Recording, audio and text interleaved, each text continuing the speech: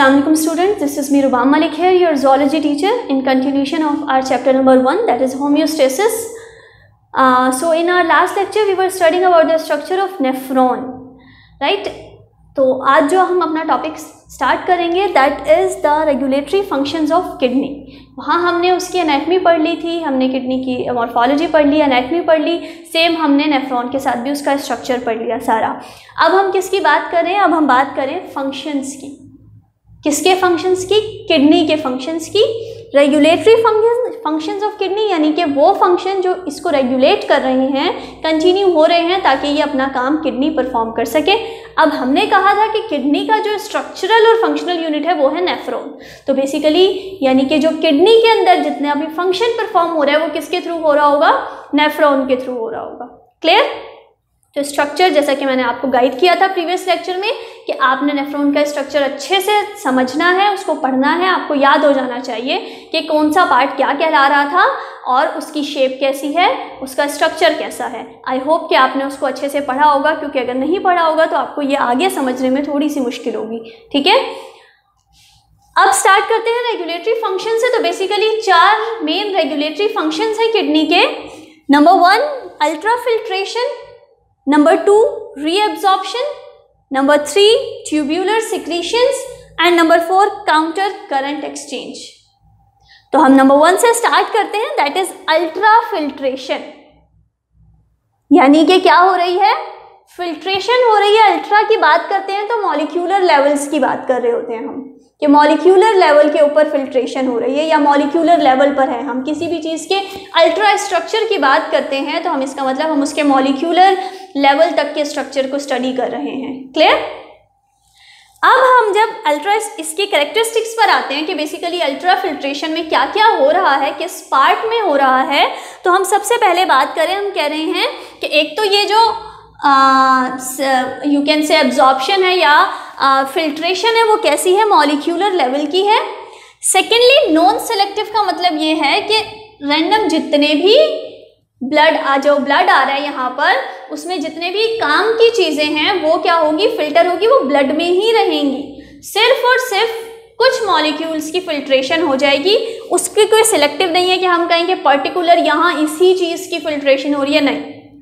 ठीक है, इसलिए यहाँ हम इसको नॉन सेलेक्टिव कह रहे हैं। आगे हम उस चीज़ को सिलेक्टिव पे आ जाएंगे, आगे की एब्जॉर्प्शन, आगे की जब हम पढ़ेंगे पॉइंट्स कि भाई इस चीज़ की, इन सॉल्ट्स की या वाटर की एब्जॉर्प्शन हो रही है। यहाँ हमने कहा ये नॉन सेलेक्टिव है, यहाँ फिल्ट्रेशन प्लस मॉलिक्यूलर लेवल पर है।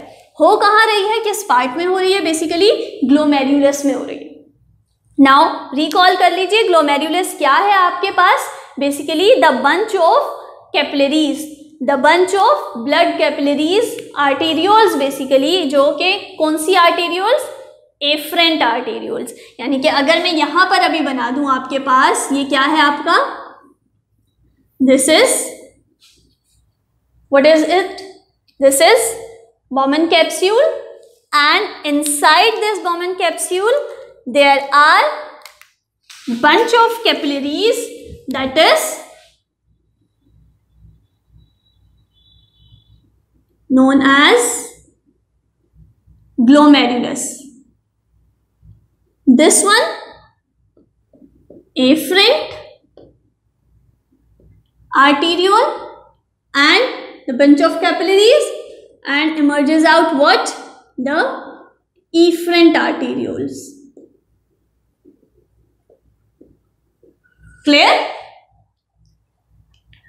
Now the 2 factors are responsible here for the filtration.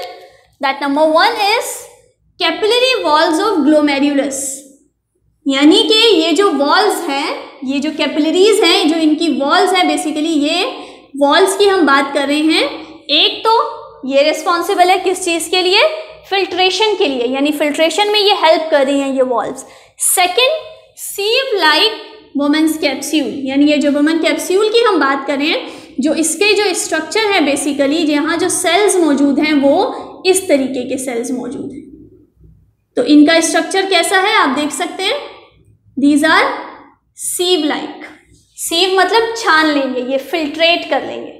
ठीक है, तो ये दोनों चीज़ें क्या आपकी, ये bunch of capillaries and the walls of women capsule. ये दोनों चीज़ें क्या कर रही हैं, बेसिक दो फैक्टर्स हैं जो क्या करवा रही हैं, फिल्ट्रेशन करवा रही है मॉलिक्यूल्स की। क्लियर? आगे बढ़ते हैं। अच्छा ये देखिए, sieve like Bowman's capsule permit all molecules except plasma proteins and blood cells। Molecular level पर हमने बात की थी, यहाँ प्लाज्मा प्रोटीन्स, क्योंकि हमने कहा ये नॉन सेलेक्टिव है, तो यहाँ पर प्लाज्मा प्रोटीन्स और ब्लड सेल्स अभी नहीं हो रहे हैं फिल्टर, ठीक है, वरना तो ब्लड सेल्स अगर फिल्टर हो तो इस फिल्ट्रेट में तो ब्लड आ जाएगा सारा। अगर यहाँ पर ये बॉमन कैप्सूल्स की जो वॉल है ये सीव लाइक, अगर ये परमिएबल हो जाए ब्लड सेल्स के या प्लाज्मा प्रोटीन्स के, तो यहाँ पर इस एरिया में क्या हो जाएगा, सारा फिल्ट्रेट आ जाएगा जिसमें ब्लड भी होगा और जिसमें प्लाज्मा प्रोटीन्स भी होंगी। और दोनों चीज़ें क्या हैं, इंपॉर्टेंट है, वो तो हमें एक्सक्रीट आउट नहीं करनी है, राइट, उसको तो हमें क्या करना है, रिटेन करके रखना है, सिर्फ वेस्ट को बाहर निकालना है। क्लियर? तो इस वजह से हमने कहा कि ये जो सीव लाइक बॉमन कैप्सूल है ये प्लाज्मा प्रोटीन्स और ब्लड सेल्स को फिल्ट्रेट नहीं कर रहा है, फिल्टर नहीं कर रहा है। ठीक, आगे बढ़ते हैं। आगे हम कह रहे हैं blood pressure, BP is blood pressure is high in glomerulus, यानी ग्लोमेरुलस में यहाँ पर ये जो ब्लड आ रहा है, ठीक है, इसके अंदर यहाँ ब्लड प्रेशर जो है वो कैसा होगा, हाई होगा। क्यों हाई होगा, वजह इसकी ये है, because of the difference of diameter in afferent arteriole and efferent arteriole, afferent arteriole and efferent arteriole। अब आप देखिए यहाँ बनाने में ही आपको डिफरेंस दिख रहा है, ये इसीलिए डिफरेंस बनाया गया, बेसिकली ये थिक है and this is slightly thin, इसका डायमीटर कम है किससे, एफरेंट आर्टीरियोल से। Clear? So BP, blood pressure is high in glomerulus because of the diameter of afferent arteriole is much less than diameter of afferent arteriole। ठीक है, efferent का diameter कम है किससे, afferent से। क्लियर रहेगा? सिर्फ एक ही ए और ई का फर्क है, तो कंफ्यूज नहीं होना है। सही, आगे बढ़ते हैं। इस डायमीटर के डिफरेंस और यू कैन से ब्लड प्रेशर के डिफरेंस की वजह से हम क्या कह रहे हैं, एक हाइड्रोस्टेटिक प्रेशर डेवलप हो जाएगा, जनरेट हो जाएगा। हाइड्रोस्टेटिक प्रेशर नाम से ही आइडिया हो रहा है आपको, क्या कर रहा है, ताकि वाटर की जो वो है मूवमेंट है वो कैसी रहे, बैलेंस रहे। तो इस प्रेशर की वजह से एक हाइड्रोस्टेटिक प्रेशर जनरेट होगा, डेवलप होगा, which forces smaller molecules of blood from glomerulus into the Bowman's capsule. I am repeating it again. इस ब्लड प्रेशर के डिफरेंस की वजह से एक हाइड्रोस्टेटिक प्रेशर जनरेट होगा, डेवलप होगा, जो क्या काम करेगा, जो स्मॉलर मॉलिक्यूल्स को किसके, ब्लड में जो स्मॉलर मॉलिक्यूल्स मौजूद हैं, क्योंकि हम ब्लड की कॉम्पोजिशन की बात करते हैं तो उसमें बहुत सारी चीज़ें आती हैं, सिर्फ ब्लड सेल्स नहीं आते, प्लाज्मा के अंदर और बहुत सारी चीज़ें होती हैं, प्रोटीन्स भी होती हैं। तो उसमें क्या करेगा, ये स्मॉलर मॉलिक्यूल्स को ब्लड के ग्लोमेरुलस से कहाँ भेज देगा, बाउमन्स कैप्सूल में। समझ आ रही है? इसका और इसका ब्लड प्रेशर डिफरेंस होने की वजह से, डायमीटर डिफरेंट होने की वजह से हाइड्रोस्टेटिक प्रेशर डेवलप हो रहा है, जो क्या कर रहा है, स्मॉलर मॉलिक्यूल्स को, ब्लड से स्मॉलर मॉलिक्यूल्स को क्या कर रहा है, भेज रहा है, फोर्सेस कर रहा है कि वो यहाँ से ग्लोमेरुलस से कहाँ जाएं, वुमेन्स कैप्सूल में, ताकि आगे जाकर उसकी क्या हो, फिर रीएब्जॉर्प्शन हो, उन मॉलिक्यूल्स की जो काम के हों वो हम रिटेन कर लें, जो सॉल्ट्स हों, वाटर हो, उसको हम रिटेन करें, और हम उसके बाद जो वेस्ट हो वो आगे जाएं। फिल्ट्रेशन का काम ही यही है कि काम की चीज़ें क्या हो, रोक लें हम, और वेस्ट को हम आगे पास करते जाएं। क्लियर? आई होप कि आपको ये अल्ट्रा फिल्ट्रेशन वाला पार्ट क्लियर हो गया होगा। ठीक, अब हम आगे बढ़ते हैं अपने नेक्स्ट पार्ट की तरफ, दैट इज रीअब्जॉर्प्शन। यहां से जितना भी ये आपका क्या है, पार्ट जो भी फ्लूइड यहाँ आया है किसके बाद, फिल्ट्रेशन के बाद। जाहिर सी बात है जब हम किसी चीज़ को फिल्टर करते हैं, छानते हैं, तो हमें जो चीज़ मिलती है उसको हम क्या कहते हैं, फिल्ट्रेट। सही, तो यानी कि यहाँ से ये अब जो ये सारा फ्लूइड ये क्या कहलाया हमारा, हम इसको कह रहे हैं ये है फिल्ट्रेट। क्लियर, ये फिल्ट्रेट आगे जाएगा, कहाँ आगे जाएगा, कौन सा स्ट्रक्चर आता है अब यहाँ पर, proximal convoluted tubules. Very good, यहाँ आएगा ये आगे, और यहाँ अब इसकी क्या होनी है, रीएब्जॉर्प्शन। आई होप आपको अल्ट्रा फिल्ट्रेशन क्लियर है। अब हम आगे बढ़ते हैं रीएब्जॉर्प्शन की तरफ। Active reabsorption of glomerular filtrate कहाँ हो रही है, प्रॉक्सिमल कॉन्वोल्यूटेड ट्यूब्यूल्स में, further late loop of Henle and then distal convoluted tubules में क्या हो रही है, एक्टिव रीएब्जॉर्प्शन हो रही है। किसकी, इस फिल्ट्रेट की, ग्लोमेरुलर फिल्ट्रेट की। क्योंकि यहाँ हमने बात की थी प्लाज्मा प्रोटीन्स, ब्लड वगैरह ये सब नहीं हुए फिल्टर डेफिनेटली, और ये क्या है, नॉन सिलेक्टिव थी। यहाँ अब हम आ जाते हैं सिलेक्शन की तरफ थोड़ा। Glucose, amino acids, water and salts, ये चीज़ें क्या हो रही हैं, रीएब्जॉर्ब हो रही हैं, यानी इनकी रीएब्जॉर्प्शन होगी। चारों चीज़ें क्या हैं, काम की हैं, इनको बाहर नहीं जाना, इनको एक्सक्रीट आउट नहीं होना, इनको हमारी बॉडी में रहना है। क्लियर, अच्छा जी, reabsorption of water in descending limb of loop of Henle. अच्छा, हम यहाँ इसको ज़रा सा ड्रॉ कर लेते हैं। अब हम इसको, मैं बहुत डिटेल में इस चीज़ को नहीं बनाऊंगी क्योंकि ये हम अपना डिस्कस कर चुके हैं, कहाँ, पीछे। अब हम इसके आगे की तरफ जाएंगे जहाँ पर क्या मौजूद है, what is it, loop of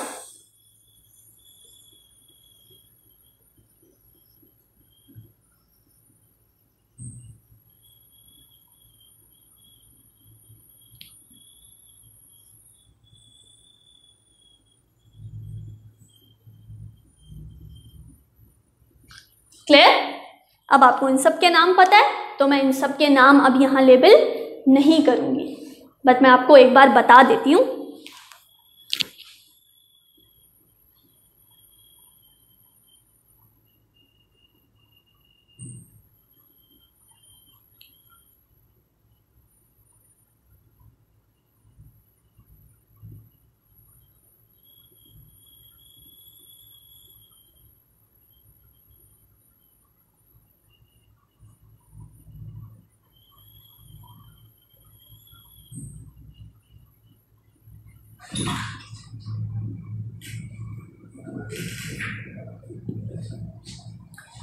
So, afferent arteriole, efferent arteriole, further peritubular capillaries जो कि कहाँ हैं,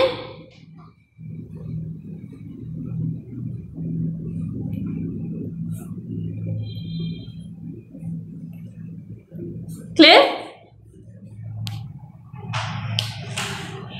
proximal convoluted tubules, distal convoluted tubules and loop of Henle, descending limb of loop of Henle, ascending limb of loop of Henle, collecting duct, but I am not labeling it here क्योंकि अभी यहाँ मुझे कुछ और चीज़ें आपको लिखकर बतानी है साथ साथ। So, हमने कहा कि जो डिसेंडिंग लिम्ब है लूप ऑफ हेनले का, यहाँ रीएब्जॉर्प्शन हो रही है किसकी, वाटर की। ये मैं इस डिसेंडिंग लिम्ब की बात कर रही हूँ। क्या हो रही है यहाँ पर, रीएब्जॉर्प्शन हो रही है ऑफ वाटर। क्लियर, हम कह रहे हैं कि ये डिसेंडिंग लिम्ब परमिएबल है किसके, वाटर के। परमिएबल की टर्म अब आप समझते हैं अच्छे से। परमिएबल का मतलब कोई चीज़ इजीली पास करने दे वो अपने आप में से, अपनी स्ट्रक्चर में से, अपनी मेम्ब्रेन से। तो हम कह रहे हैं कि ये जो descending limb of loop of Henley, इसको इसी पॉइंट में आप कंसिडर कर लें, वाटर से को के लिए परमिएबल है और स्लाइटली सोडियम आइंस के लिए, slightly, not completely, right. but impermeable to any solute. Impermeable to any solute. ठीक है, इम्परमिएबल है सॉल्यूट के, लेकिन परमिएबल है किसके? वाटर के। क्लियर हो गई ये बात? अब बात करते हैं असेंडिंग लिम्ब की। इसके ऑपोजिट है, क्या ऑपोजिट है? असेंडिंग लिम्ब की बात करें, ये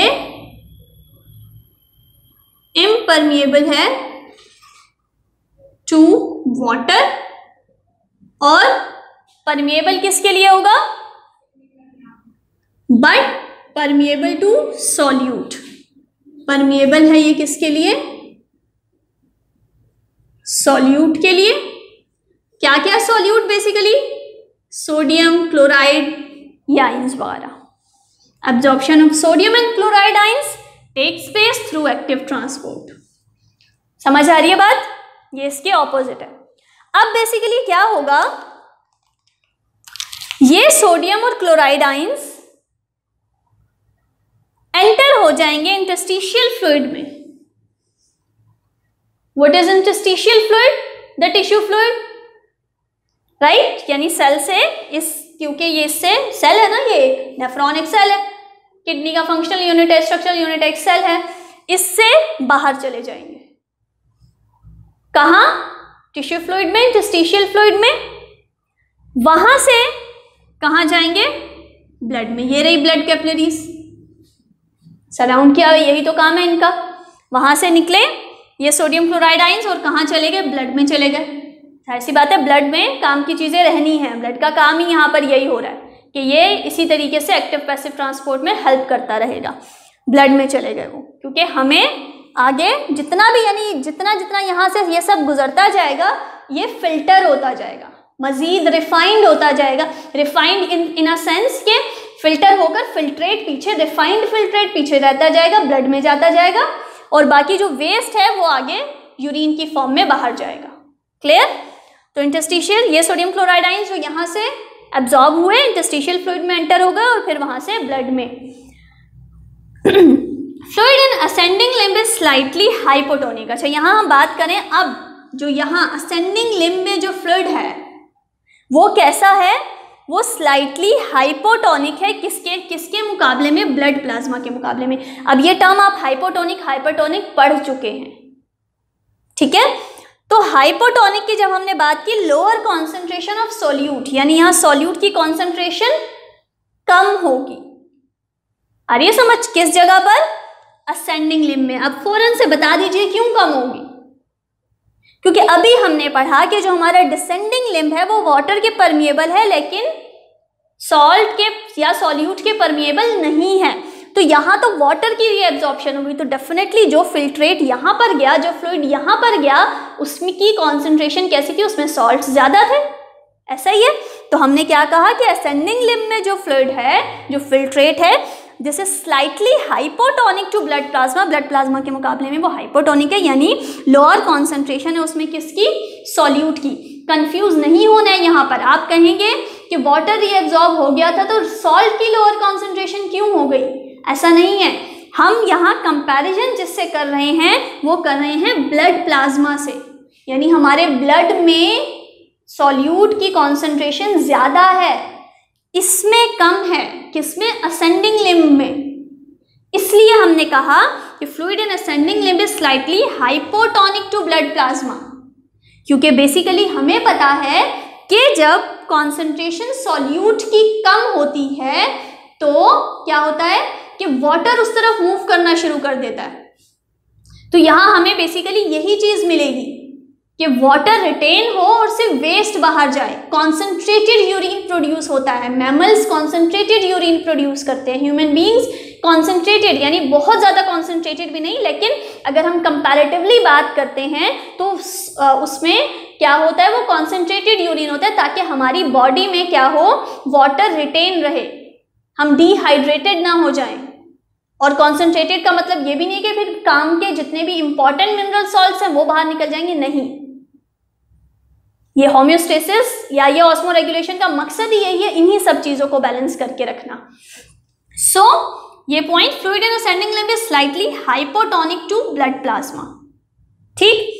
further in DCT distal convoluted tubule concentration of salts is adjusted, यानी यहाँ से ये सब फिल्ट्रेशन हुई, आगे ऊपर इन जगह पर क्या हो रहा है, यानी डिस्टल कॉन्वोल्यूटेड ट्यूब्यूल्स में सॉल्ट्स की एडजस्टमेंट हो रही है. उसके बाद जो फिल्ट्रेट है वो कहाँ जाएगा, जो कि ऑलमोस्ट अब यूरिन है, क्योंकि अच्छी खासी रीएब्जॉर्प्शन हो चुकी है.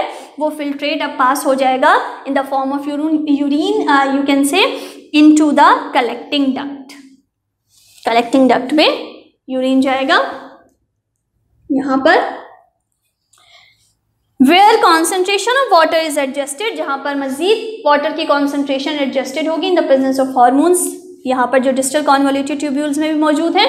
उसके बाद यूरिन जो है वो एक्सक्रीट आउट हो जाएगा, कहाँ, किडनी से बाहर वाया यूरिटर्स. तो यहाँ हम रेगुलेटरी फंक्शंस ऑफ किडनी को, मतलब इन दो फंक्शंस को एंड करते हैं, that is ultrafiltration and reabsorption. ठीक है. इंशाल्लाह नेक्स्ट लेक्चर में हम थर्ड वन स्टार्ट करेंगे, दैट इज ट्यूबुलर सेक्रेशन. तब तक के लिए अल्लाह हाफिज़.